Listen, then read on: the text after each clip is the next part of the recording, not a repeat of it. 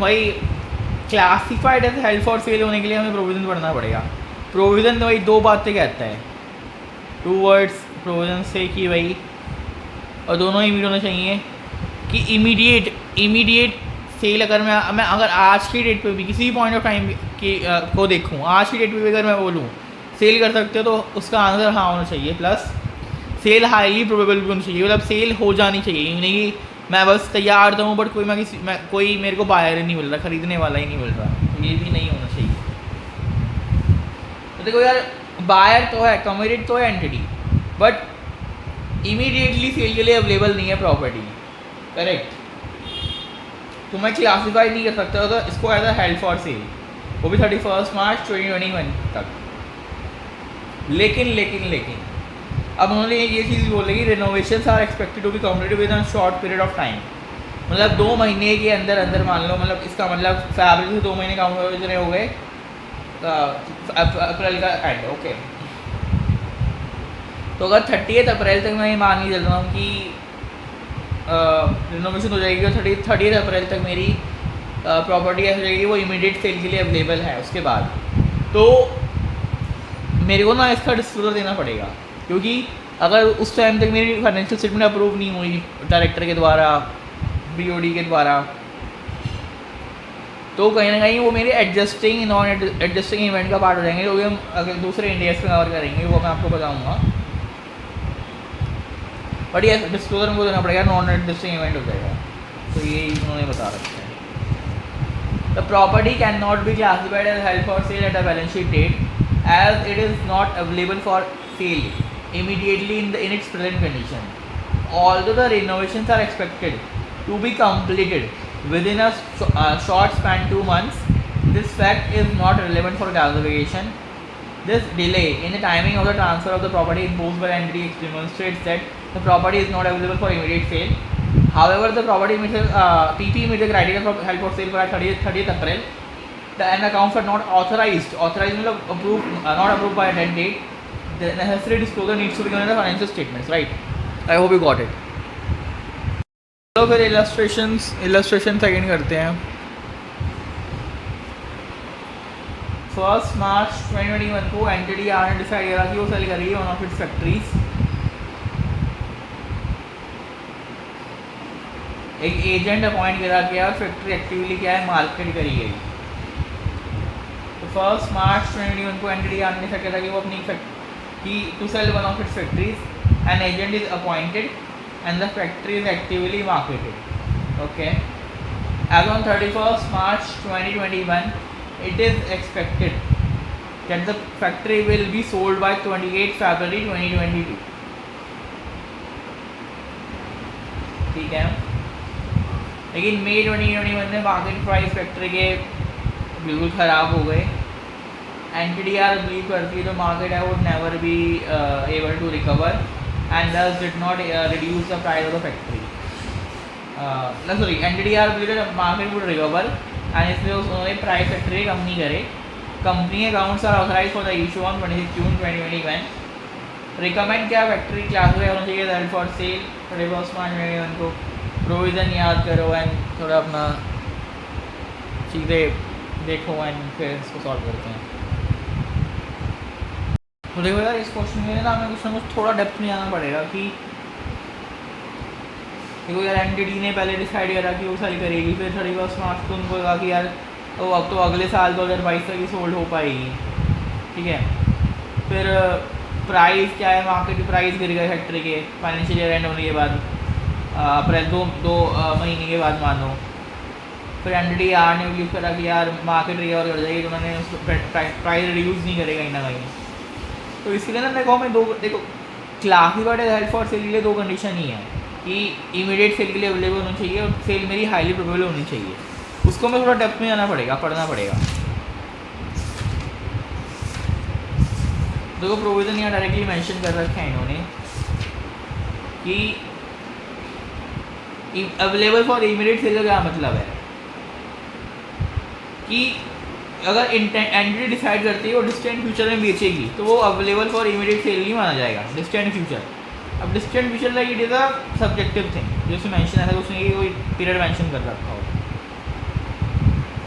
Right.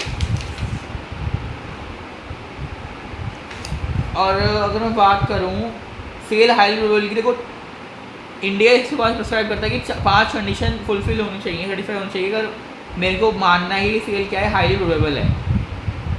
देखो management committed होनी चाहिए, एक्टिव प्रोग्राम होना चाहिए, इसमें बायर सेलर दोनों हों, एसेट एक्टिवली मार्केटेड होना चाहिए, दैट इज़ वेरी इंपॉर्टेंट। यहाँ पे एसेट क्या है, मार्केटेड नहीं एक्टिवली, क्योंकि हमने देखा कि यार प्राइस गिर गए तो एक्टिवली मार्केट तो हो ही नहीं पाया ना, जब प्राइस गिर गए फैक्ट्री के, तो मेरा कहीं ना कहीं क्लासिफाइड हेल्ड फॉर सेल नहीं होगा। बट अगेन एक और चीज़ कि मार्केट प्राइस गिर गए तो ये भी हम कह सकते हैं कि भाई क्योंकि मगर मार्केट कंडीशन डिटोरेट हो गई बैलेंस शीट डेट के बाद, तो फिर क्लासिफाई भी हो जाएगा हेल्ड फॉर सेल। बट हमने उसको कहना है एक्टिवली मार्केट नहीं करा, एजेंट भी अपॉइंट कर लिया, एक्टिवली मार्केट भी करी फैक्ट्री, बट स्टिल क्योंकि प्राइस गिर गए तो हमने कहीं ना कहीं उसको रेफर कर दी, क्योंकि वो कहीं ना कहीं मतलब अगर 1 मार्च से देखें तो कहीं ना कहीं डिस्टेंट पीरियड है 2022, तो क्या हेल्ड फॉर सेल चाहिए, तो क्वेश्चन देखो आंसर दे रखा है हेल्ड फॉर सेल होगी, तो फैक्ट्री सीज कर देते to meet definition of held for sale post a balance sheet date, but before the balance because वो एक्टिवली मार्केट नहीं हुई एट अ रीजनेबल प्राइस पे, but since the market conditions deteriorate post the balance sheet date the asset will be classified as held for sale at 31 मार्च 2021। उन्होंने बोला कि भाई actively market नहीं हुई क्योंकि उसका प्राइस गिर गया, बट मैनेजमेंट ने स्टिल प्राइस लोअर नहीं करा, मैनेजमेंट ने स्टिल प्राइस कम नहीं करा, एक्टिवली तो मार्केट हो गई वो, मतलब एक्टिवली मार्केट पहले थी बट बाद में नहीं हुई क्योंकि मैनेजमेंट ने प्राइस कम रखा, तो कोई बायर होगा ही नहीं खरीदने के लिए, आएगा ही नहीं, क्योंकि कौन खरीदेगा यार, प्राइस गिरे हुए हैं, मैं उसी प्राइस पे रखा हूँ, कोई नहीं खरीदेगा मेरे से, तो इसलिए उन्हें बोला, पहले नहीं बोला लेकिन फिर स्टिल क्योंकि प्राइस गिर गए हैं बैलेंस शीट डेट के बाद, तो उन्होंने बोला क्लासिफाई हो जाएगा हेल्ड फॉर सेल, तो थोड़ा कॉन्ट्राडिक्टिंग सॉल्यूशन है, but still we have to do this.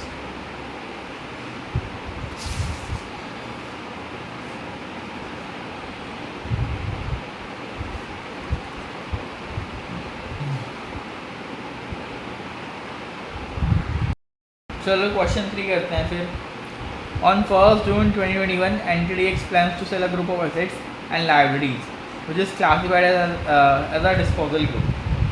तो 1 June 2021 को NTDX ने प्लान करा कि एक ग्रुप ऑफ एसेट्स और लाइबिलिटीज सेल बेचेगी, जो कि क्लासिफाइड है एज अ डिस्पोजल ग्रुप की तरह।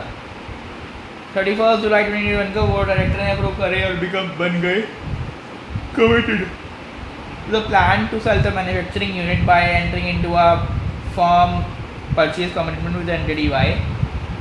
However, since the manufacturing unit is regulated, the approval from the regulator is needed for sale. The approval from the regulator is customary and highly probable to be received by 38 November, and the sale is expected to be completed by 31st March. NTDX follows December year's end. Okay. Asset liability हमें दे दी है manufacturing unit के जो attributable है, तो question क्या है कि भाई NTDX कहीं ना कहीं प्लान कर रही है ग्रुप एसेट्स को सेल करने के लिए लायबिलिटीज़ को, क्योंकि हमने डिस्पोजल ग्रुप की तरह एक शो कर रखा है अपनी बुक्स ऑफ अकाउंट्स में। अब जून 21 की बात है, अब 31 जुलाई 2021 को बोर्ड डायरेक्टर ने अप्रूव भी कर दिया और कमिट भी कर दिया प्लान कि वो मैन्युफैक्चरिंग यूनिट बेच देंगे एक फर्म के साथ एंटर करके एग्रीमेंट, NTDY जो NTDY है उसको, but since the manufacturing unit regulated है, द अप्रूवल रेगुलेटर से मेरे को लेना पड़ेगा। अब रेगुलेटर से अप्रूवल क्या है, customary and highly probable to be receive by क्या है 38 नवंबर 2021 है। ओके, एंड सेल है वो एक्सपेक्टेड कंप्लीट हो जाएगी 31 मार्च 2022 को। मैं दिसंबर ईयर एंड को अपना फाइनेंशियल ईयर मानता हूँ। अब मैन्युफैक्चरिंग यूनिट की मेरी लायबिलिटीज दे रखी है, इन्होंने गुडविल दे रखी है, प्लांट मशीनरी दे रखी है, बिल्डिंग दे रखी है, डेटर दे रखे हैं, इन्वेंटरी दे रखी है, क्रेडिटर दे रखे हैं, लोन दे रखी है। तो लगभग नेट एसेट्स मेरे पास इतने की हैं, 21 को और 20 को ये दे रखी है मेरे।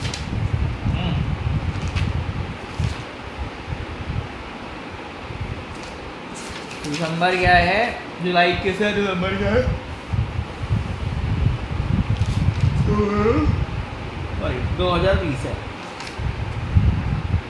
The fair value of the manufacturing unit as on 31st December 2022 is rupees 2000 and as on 31st July is 1850. Fair value इतनी है और जुलाई की मेरी है 1850। ओके, कॉस्ट 100 रुपये लगेगी दोनों रेट्स पे। डिस्पोजल ग्रुप एक सोल नहीं गया गया at a period and. Fair value number 21 में is lower and the carrying amount of disposal group. Okay, क्या वही बताना है हेल्प ऑफ सेल होगी कि नहीं होगी, किस डेट पे होगी। मेजर करो मैन्युफैक्चरिंग यूनिट को क्लासिफिकेशन डेट पे अदर फॉर सेल, मेजर करो मैन्युफैक्चरिंग यूनिट को eight the end of the year. ये 3 चीज़ें हमें बतानी है। क्वेश्चन पढ़ो ध्यान से, देन सॉल्व करते हैं। तो यार हम लोग है ना, बस ये कोई क्वेश्चन थोड़ा लेंदी है जरूर है, बट देखते हैं इसमें। तो देखो हमें फर्स्ट वाले पार्ट में बताना है कि जब मैन्युफैक्चरिंग यूनिट मेरी classified as held for sale होगी, इसको असेस करना है। अगर हाँ तो किस डेट पे। तो वही है, देखो 2 कंडीशन सर्टिफाई होनी चाहिए। फर्स्ट कंडीशन है इमीडिएटली सेल के लिए अवेलेबल है कि नहीं। सेकंड है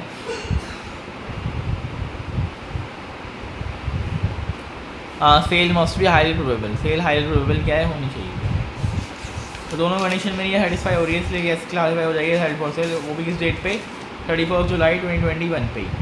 अब मैं इसमें रेगुलेटरी अप्रूवल की बात करूँ ना, तो वो एक कस्टमरी है, मतलब वो तो मिल ही जाएगा यार, मतलब वो तो हमारे ऊपर है ना, हम बेच रहे हैं कि नहीं बेच रहे। अगर हमने सारे डॉक्यूमेंट अप्लाई कर रहे हैं तो the part of approval process है। बट यस, ये मैनेजमेंट ने एग्री भी कर लिया है, एग्रीमेंट भी हो चुका है, कमिटमेंट भी हो चुका है, सब कुछ हो चुका है। और सेल भी 1 साल के अंडर हो जाएगी। अगर आप देखोगे जून 21 से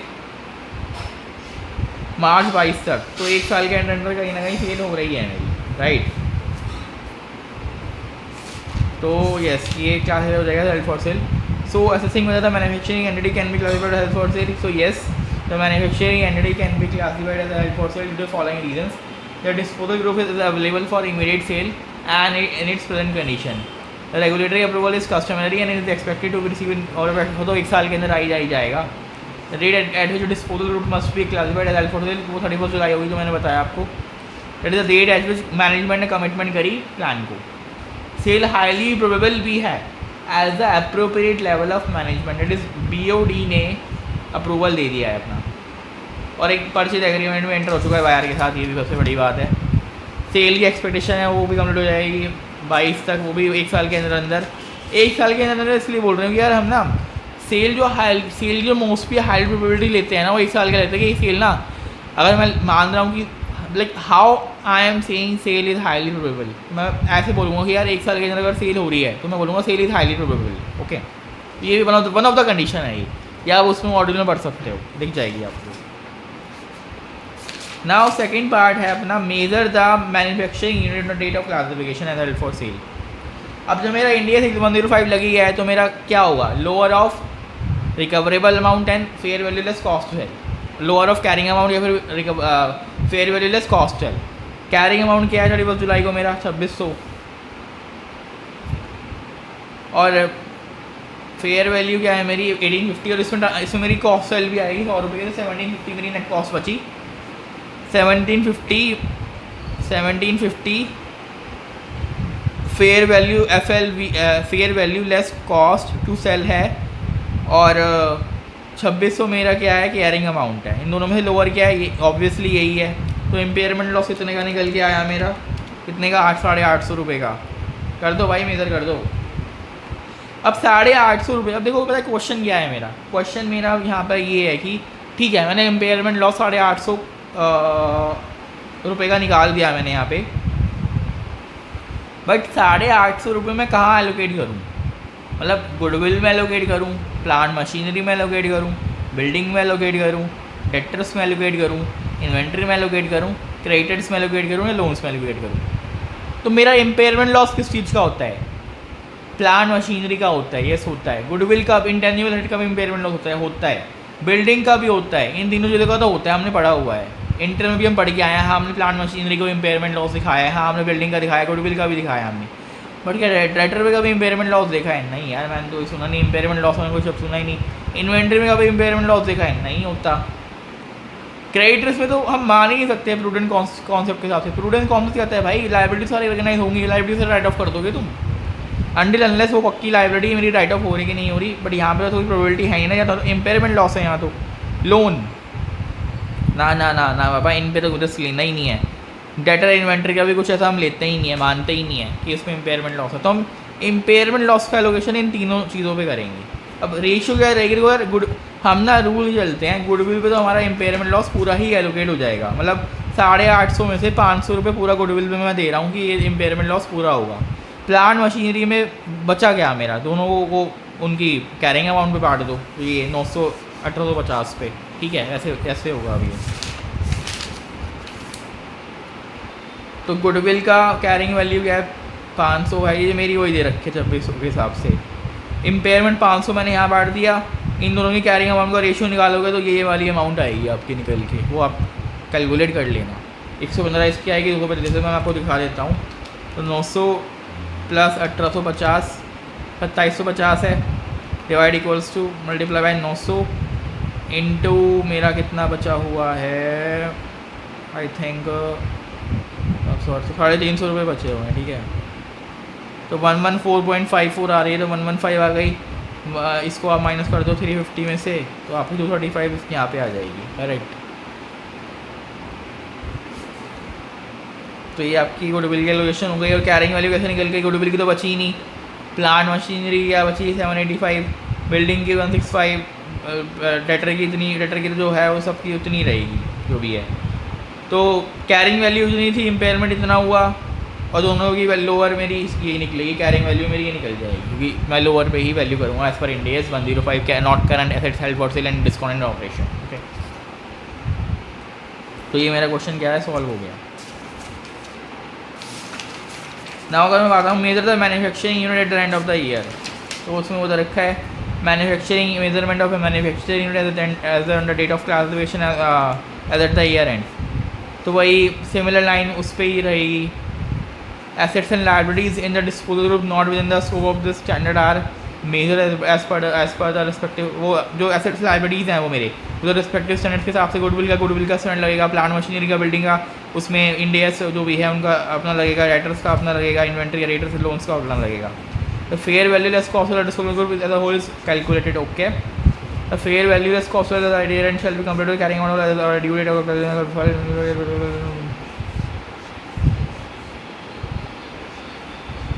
ठीक है।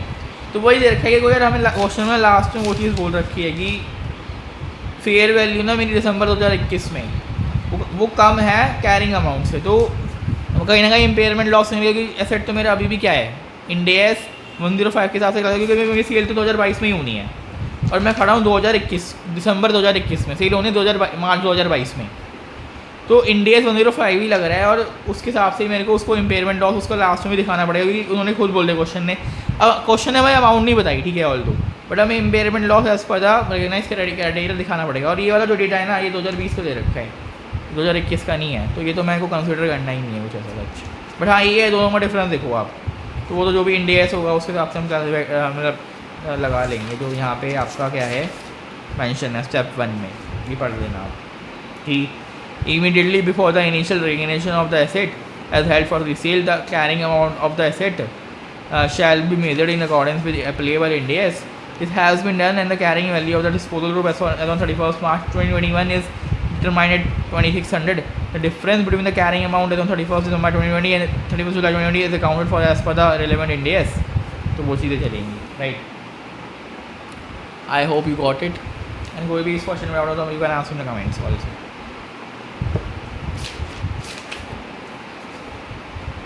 तो ये क्वेश्चन आई थिंक आपको रिवीजन में डालना चाहिए, ये क्वेश्चन अच्छा है। तो फिर इलस्ट्रेशन 4 पे आते हैं। Following is the extract of the consolidated financial statements of A limited for the year ended on. Asset liability दे दी, कैरिंग अमाउंट दे दी 31 मार्च 2021 को। एट्रीब्यूटेड गुडविल दे दी मेरे को 200, मतलब बेसिकली 2 लाख रुपए। इंटेंजिबल एसेट दे दी 9.5 लाख रुपए के। फाइनेंशियल एसेट दे दी जो मेथड हुई है फेयर वैल्यू में through other comprehensive income 3 lakh रुपए की। प्रॉपर्टी प्लांट इक्विपमेंट दे दी 11 लाख रुपए की। DTA दे दिया मेरे को तो 2.5 लाख रुपए का। करंट एसेट दे दी इन्वेंट्री रिसीवेबल्स कैश बैलेंस दे दिए 6 लाख रुपए के। करंट लायबिलिटी दे दी 8.5 लाख रुपए की। नॉन करंट लायबिलिटी के प्रोविजंस दे दिए 3 लाख रुपए के। अब 15 सितंबर 2021 को एंटिटी ए डिसाइड करती है कि वो अपनी बिजनेस सेल कर देगी। It noted that the business meets the condition of disposal group classified as held for sale on that date in accordance with Ind AS 105. Condition meet हो रही है Ind AS 105 की, non current assets held for sale and discontinued operation. However, it does not meet the condition to be classified as discontinued operation in accordance with the standard. Discontinued operation की definition meet नहीं हो रही रे बाबा, but non current assets held for classified as held for sale की condition meet हो रही है। Disposal group is stated at the following amounts immediately prior to reclassification as held for sale. Okay, asset liability दे दी, carrying amount दे दी है 15 सितंबर 2021 ₹1000।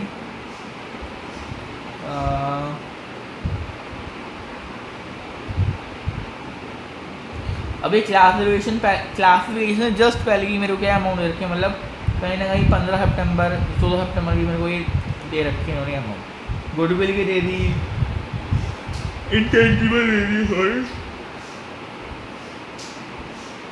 Financial asset दे दी जो मेरे रोज फेयर वैल्यू के थ्रू अदर कॉम्प्रिहेंसिव इनकम दे दी। प्रॉपर्टी प्लांट इक्विपमेंट दे दिए। Deferred tax asset दे दिया। करंट एसेट दे दिए।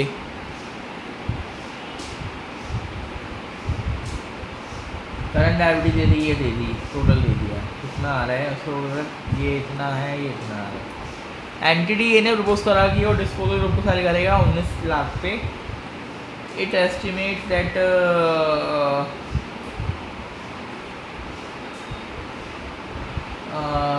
Cost to sell will be 70,000, 70,000 की कॉस्ट टू सेल आएगी। मतलब fair value less cost to sell क्या आएगी, fair value less cost to sell plus cost to sell क्या आएगी, इन दोनों को माइनस करके में निकल जाएगी। Then as at 31 March 2022 there has been no change to the plan to sell the disposal group and entity A still expects to sell it with 1 year of initial classification.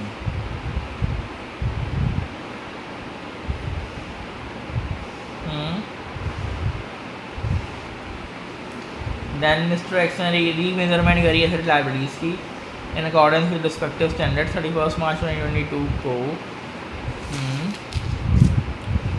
Financial asset ये निकला, DTA ये निकला, current asset current liability ये निकला, तो ये remeasurement है। Disposal group has not been trading well and उसकी फेयर वैल्यू एलएस कॉस्ट जो है कैसे निकलनी हो गई 16.5। यहाँ पे कितनी थी, यहाँ पे थोड़ी ज़्यादा थी, ठीक है।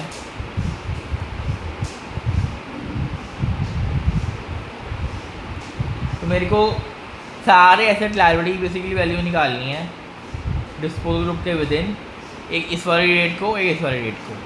क्वेश्चन पढ़ो, सॉल्व करो, ट्राई करने का, फिर करते हैं। सो देखो यार, I would say very good question. 4th question is a very good question, very good question यार। इसको थोड़ा हम वैसे करते हैं। तो देखो हमें ना 2 चीज़ें पूछ रखे हैं कि देखो Ind AS 105 तो उन्होंने खुद बोल दिया कि एप्लीकेबल है, क्योंकि एनडीडी ने खुद क्लासिफाई कर लिया कि वो बिजनेस को सेल करेगा और वो डिस्पोजल ग्रुप की भी कंडीशन मीट कर रहा है। ऑल्दो डिस्कॉन्टिन्यू ऑपरेशन नहीं है, बट ये डिस्पोजल ग्रुप की तो कर रहा है ना, तो क्लासिफाइड हेल्ड फॉर सेल तो है। तो मतलब हमारा ये वाला प्रोविजन लगेगा कि lower of carrying amount and fair value less cost to sell, उन दोनों के लोअर अमाउंट मेरा शो होगा। देखो 15 सितंबर को मेरे को कैरिंग अमाउंट तो इतनी दे रखी है 21,60,000, तो जो मेरी कैरिंग अमाउंट है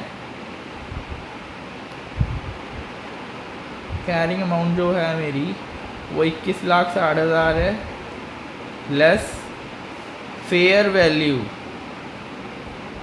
लेस कॉस्ट टू सेल मेरी कितनी निकल के आ रही है, अगर मैं निकालूँ लगभग निकल के आएगी 18,30,000। कैसे? 19 लाख तो फेयर वैल्यू है, 17,000 और माइनस कर देंगे क्योंकि मेरी कॉस्ट सेल हो गई। तो जो इम्पेयरमेंट लॉस है, इम्पेयरमेंट लॉस मेरा निकल के आएगा लगभग 21.6 माइनस 18.3, 3,33,000 का, 3.3 लाख का मेरा इम्पेयरमेंट लॉस क्या है निकल के आएगा। अब जो इम्पेयरमेंट लॉस है मैं अपना कहाँ एलोकेट करूँगा? देखो यार, ये ना इंडेस 105 का ही रूल है कि जो एलोकेशन है मेरा इम्पेयरमेंट लॉस का वो उन्हीं एसेट्स पे हो सकते हैं जो कि मेरे स्कोप्ड इन एसेट्स है इंडेस 105 में, बट जो स्कोप्ड आउट एसेट्स हैं उनके अंडर मैं एलोकेट नहीं कर सकता। फॉर एग्जांपल इंडेस 105 में DTA कवर नहीं है, तो DTA में मेरा एलोकेशन नहीं होगा।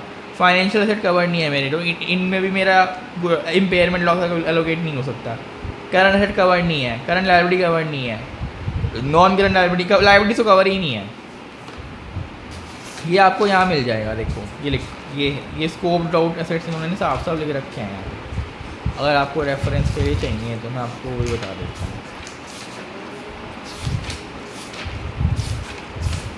ये रे पहले पन्ने पे ही हैं स्कोप्ड आउट, जो कि अब जिस पे इंडिया DTA पे नहीं लगता, एम्प्लॉय बेनिफिट्स पे भी नहीं लगता, फाइनेंशियल एसेट्स पे भी नहीं लगेगा, कहीं ना कहीं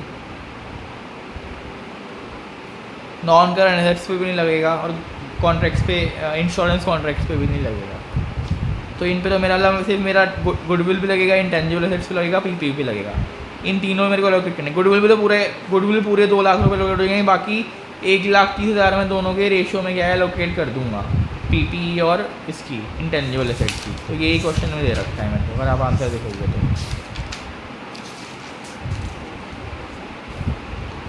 तो देखो इन्होंने क्या करा, 3,30,000 का निकला हमारा,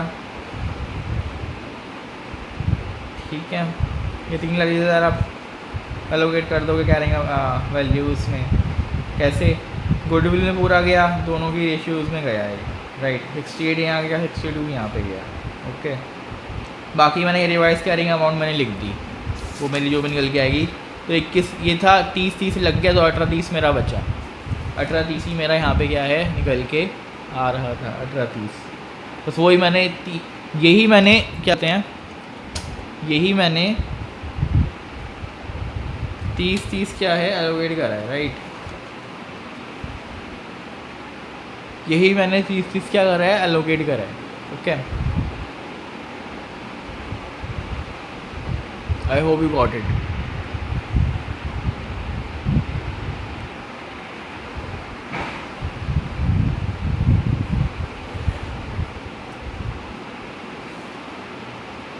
तो ये तो हो गया। बी पार्ट में 31 मार्च 2022 की मेरी एसेट लायबिलिटीज़ किनों क्या निकालनी है, वैल्यूज़ निकालनी है। तो वही 31 मार्च 2022 मेरे भी इंडेस 105 से लग ही रहे, क्योंकि मेरी सेल तो कंप्लीट नहीं हुई है जब तक, क्योंकि उसके विदिन 1 ईयर ही मेरी क्लासिफिकेशन होगा फॉर सेल,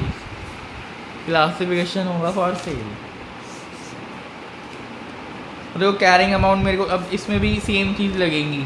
देखो उन्होंने खुद बोल रखा है सारे एसेट लाइब्रेरीज जो कि इसके स्कोप के बाहर हैं वो रीमेजर करे जाते हैं रेलेवेंट स्टैंडर्ड्स के अकॉर्डिंग, और जो रीमेजर हुए हैं वो फाइनेंशियल एसेट्स हैं। जैसे फाइनेंशियल एसेट्स मेरा रीमेजर हुआ है, यहाँ पे देखो जैसे डी वैल्यू दे रखी है मेरे को यहाँ पे फाइनेंशियल एसेट्स की, ये मेरा इसमें कवर नहीं है इंडेस 105 में, ये आउट है, ये भी आउट है, DTA भी आउट है, करंट एसेट्स आउट है, करंट लायबिलिटी आउट है, प्रोविजंस आउट है।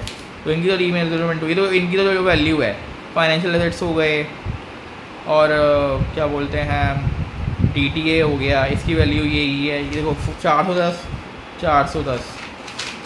DTA की 230 करंट एसेट्स की 400 करंट लायबिलिटी की 900 नॉन करंट लायबिलिटी की 250, ठीक है। अब बात रही इनकी इंटेंजिबल एसेट्स की, मेरी कितनी थी 868 बची थी जो मैंने यहाँ पे निकाली थी, यहाँ आपको दिख रही है 868 बची थी निकल के आई थी, राइट। और प्रॉपर्टी प्लांट इक्विपमेंट की मैंने कितनी निकाली थी, 952 यहाँ पे निकल के आई थी। एंड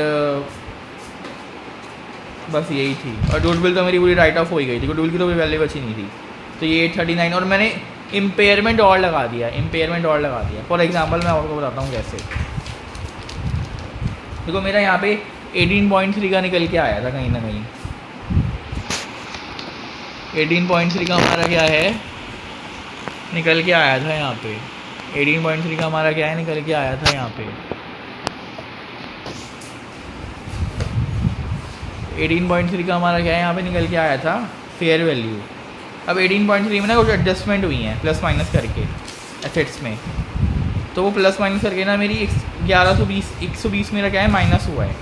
तो 18.3 में से मैं अगर 120 माइनस करूँ, सॉरी 183 में से, मतलब 18,30,000 में से मैं 120 लाख माइनस करूँ, सॉरी 1,20,000 माइनस करूँ, 17,10,000 आ गया। 17,10,000 मेरी है कैरिंग अमाउंट जो निकल के आई है। बट जो मेरी cost fair value loss cost है वो मेरी दे रखी है 16,50,000। तो मेरी बट वैल्यू तो इस पर ही होगी, तो 60,000 का मेरे को और इम्पेयरमेंट लॉस रिकगनाइज करना पड़ेगा। और ये 60,000 का कहाँ बटेगा, वो मेरा बटेगा एक तो यहाँ पे क्या बोलते हैं इंटेंजिबल में, और एक बटेगा प्लान PPE में, 2 जगह बट जाएगा। बस वही करना है आपको। ये बहुत मतलब थोड़ा अच्छा क्वेश्चन था, तो यहाँ पे ध्यान से करना, देखना। यहाँ पे मेरा ये वाला क्वेश्चन पूरा होता है। कुछ भी डाउट्स हो मेरे से पूछ सकते हो। Thank you. चलो यार ये करते हैं वाला क्वेश्चन सॉल्व। This is our 5th question. So CK Limited prepares the financial statement under Ind AS for the quarter and the year ended 30th June 2021. During the 3 months ended 30th June 2021, the following events occurred. ठीक है। On 1st April 2021, the company has decided to sell one of its divisions as a going concern following a recent change in its geographical focus. The proposed sale would involve the buyer acquiring the non-monetary assets including goodwill of the division, with the company collecting any outstanding trade receivables relating to the division and setting any current liabilities. On 1st April 2021, the carrying amount of the assets of the division वो मेरे purchase goodwill दे दी, PPE दे दी, average remaining estate useful life 2 साल है, inventory दे दी 10 लाख की।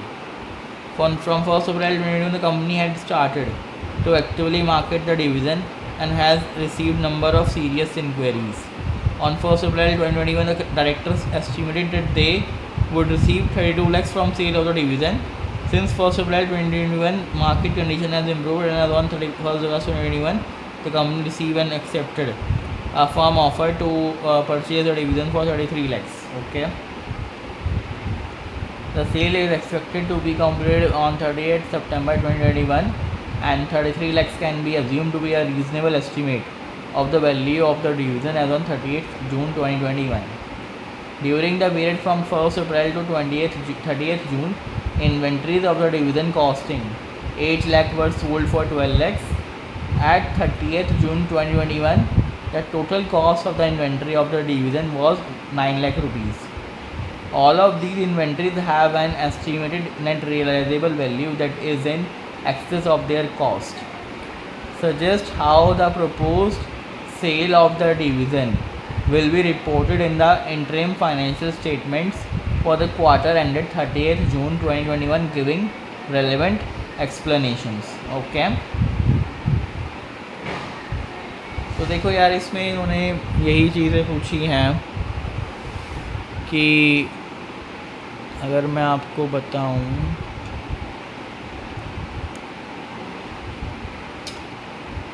ठीक है,